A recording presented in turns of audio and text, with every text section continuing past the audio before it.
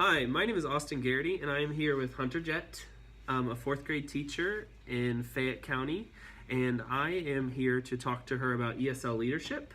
I'm currently enrolled in Georgetown College, and I am taking EDU 585, and I am going to give her some information about a school improvement plan I've been designing and kind of building on for her school she works at. So with a school improvement plan, I did a couple interviews with some students and some teachers here and how they felt. I did research into how our school is performing on assessments and kind of built this plan around our specific needs here at Mary Todd. So we're going to look at three kind of domains. We're going to look at academic language and language development of ELLs, which you can see here with the improvement plan. We're going to look at cultural responsiveness, as you've already mentioned, and then we're going to look at collaboration and support. Just starting with overall, how are we going to support these students academically? Because there's so many layers to supporting ESL students. But first and foremost, we are a school, we're an academic institution. We want to support them within their academics. So one thing, and I know you have mentioned to me in the past that you don't have a lot of training, is on SIOP, and that is the Sheltered Instruction Observation Protocol. And that is one thing that a lot of our teachers here have had training on, and I know as a new teacher you don't have that. So first and foremost, I think that model is something I really wanted to share with you so you could get an idea of what a lot of our teachers are already kind of knowledgeable about, and then really take that model and hone in on how can we use this to help our students. I know within your classroom, and we've talked before, you're using probably a lot of these strategies already. So what strategies do you think you use to help support the ESL students? We do a lot of gestures. So whenever we do our vocabulary, we have the routine of doing a motion with every vocab word so that it'll help remember. We do sentence frames to help them just to frame out what they're going to write, because I know a lot of my ELLs have trouble starting their sentences, but once they get going, they're usually fine. We connect a lot of background knowledge just based on before we read small readers. We'll just go through, talk about the book, do picture walks quite a bit, which is visuals. And then we use their first language. I'm trying to learn Spanish. So we just work on talking about words that we can use. So we use just simple words starting out, but I'm starting to learn a couple more words, and I feel like my kids who are not Spanish speakers in my room are picking up on some words too, so it just makes them feel more comfortable. Everything you listed is SIOP. So SIOP is this 8 components. It's a planning design. It's designed to help us plan, and it's designed to help us instruct. And I know a lot of these teachers are already doing this, or they should be doing it. And one big thing for our improvement plan is I want, since a lot of us already are, a lot of us already have professional development on SIOP, I want the teachers to start using it with fidelity. And I think that's something that's really going to improve that. And to have that fidelity, we're going to need the support from administration. We're going to need, your principal to be able to say, I'm going to come in and I'm going to look for these things, to know you are using these instructional models to help your ESL students. So that's just academic and language support. We need to make sure that we're all kind of on a unified level, to where there's unity within the school's program of how we're going to address and support the ESL students. So how do you feel we are culturally responsive as a school? I feel like we have a fine line. I know we were talking about it earlier. We have a fine line about how teachers will just throw in some Spanish words here and there and say that they're culturally responsive. But we have to just... Let me start over. No, you're fine. I feel like we have to do more than just one thing here and there and just say, oh, we're culturally responsive. So we do several things. I loved celebrating Dia de los Muertos. I've never experienced that when I was student teaching. I was at a school, they didn't even think twice about it. So I feel like doing just little things like that just to talk about background knowledge. We had a teacher who traveled to Mexico, and so she sent pictures back, and in my class we just went through the pictures and talked about her trip. And some of my Hispanic students got up there and explained just different foods that they eat in Mexico and things like that. So good. And I think as a school, like, it's starting to come. I feel like this is the first year we've started, but I also feel like it's kind of starting because we're under the watchful eye of others, and that's why it's kind of starting when it should be a natural thing occurring, especially in a school where, you know, almost 30% of our kids are ESL, and it's just going to continue to grow.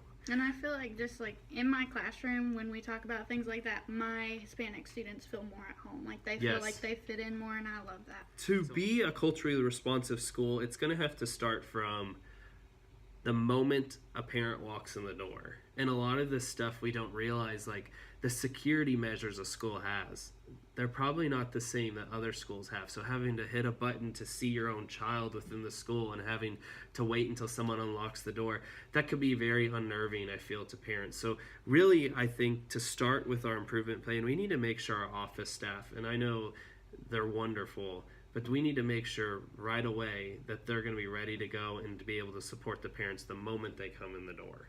And that's a lot more than, yes, we want to have physical decorations up too, like maybe flags or maybe welcome in different languages.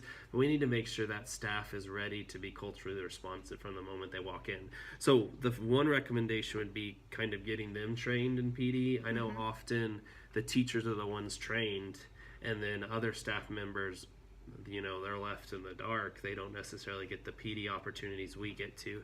So if we could find a way to get those opportunities for them, I think that would be a really awesome experience for those parents as they're coming in. I do know fourth grade is kind of unique here, and they do a couple things to be culturally responsive. Can you tell me a little bit about what you guys do with the word of the week?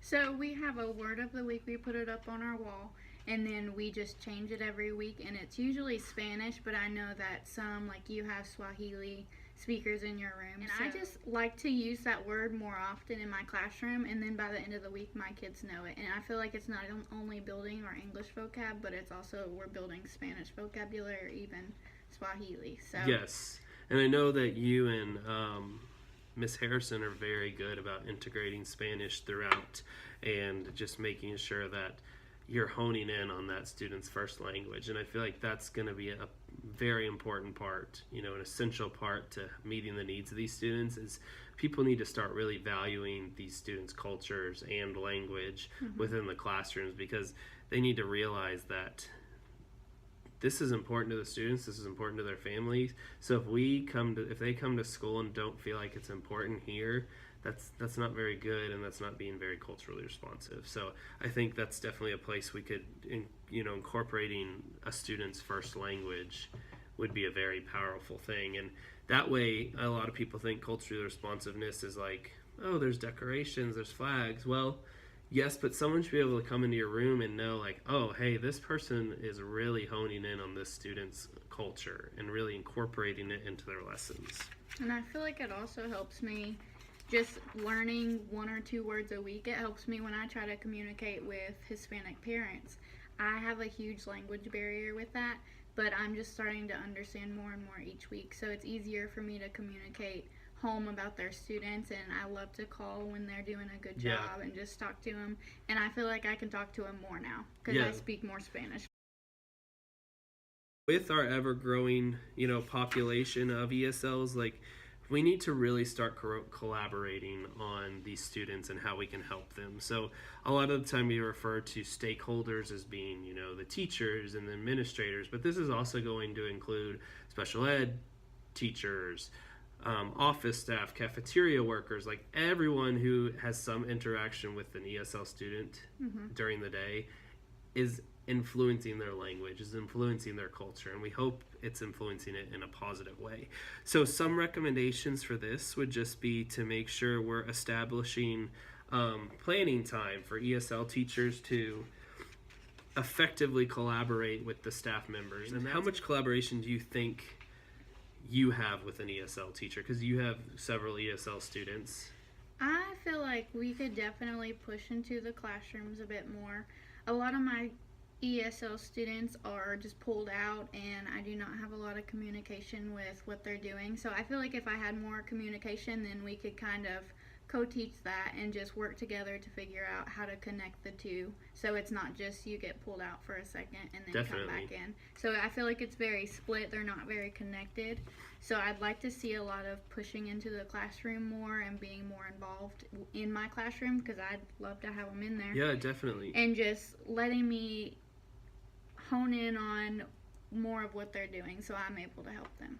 Definitely. We definitely, ESL teachers have this unique job of deciding on program models, and there's several different types. There's push in, there is pull out instruction, there's co-teaching, there's so many different models. There's SIOP, CALA, like there's different ways we can approach students, and it's something that's really going to have to be looked at, some criteria to decide how are these students supposed to be addressed, because I know a lot of your students just looking at their scores and trying to figure out what the best model to be. Pullout's probably not the best model for that, because a lot of these students, they've been immersed into, U.S. schools for a while. They speak, English enough to where, to me, the pullout model would probably be more effective with a student who maybe speaks zero English, and that way you're getting more one-on-one instruction, and the content's really not the focus at that point. It's kind of the language, and then the content, of course, is going to have to be incorporated, but in a much different way, to where your students can grasp the content. They just need support with it through their language, which I know that's something we've also kind of talked about with collaboration. Is some of the ESL teachers collaborate differently. In my classroom, it is a co-teaching model. We don't have common planning, but just that co-teaching. She's in here. She knows what we're learning.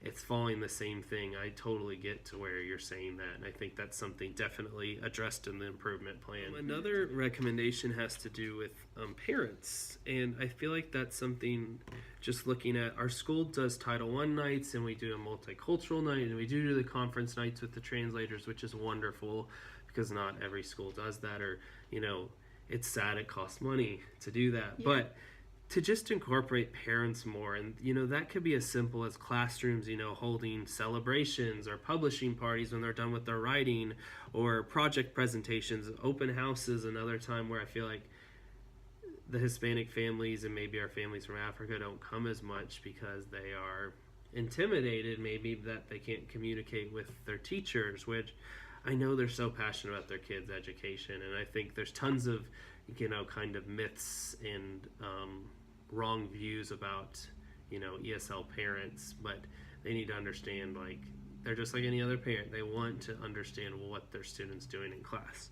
So I definitely think our school could improve on that and just hold more events to incorporate parents. And even if a translator is not available, there's different ways to communicate that, and even if they're just in the classroom and there with their student, and even though you might not have the direct communication, it'd just be wonderful.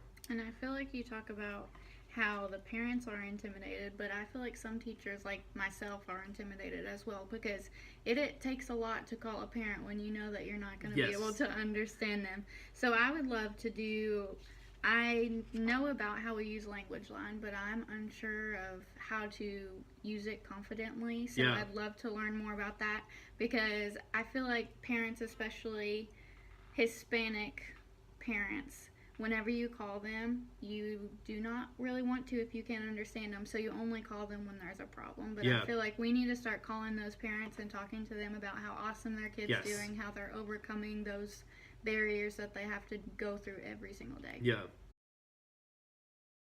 So to kind of sum up what we've been talking about with our school improvement plan, we really need that unified program model decided on, and I think SIOP would be a perfect model, and I know you would love to be trained in that, so that would be a great experience for you.